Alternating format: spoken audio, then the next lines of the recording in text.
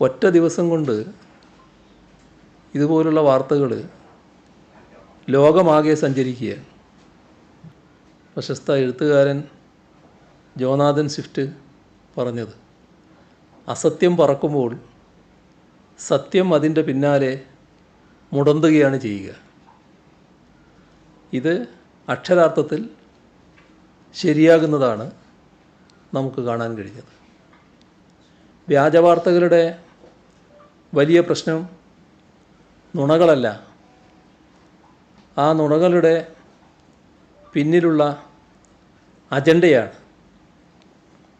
ആ അജണ്ട നാടിനും നാട്ടിലെ ജനങ്ങൾക്കുമെതിരായുള്ളതാണ്. ഇപ്പോൾ പിന്തുണ തകർക്കുക, സഹായം തടയുക, ഈ അജണ്ടയാണ് ഇപ്പോൾ പുറത്തു വന്ന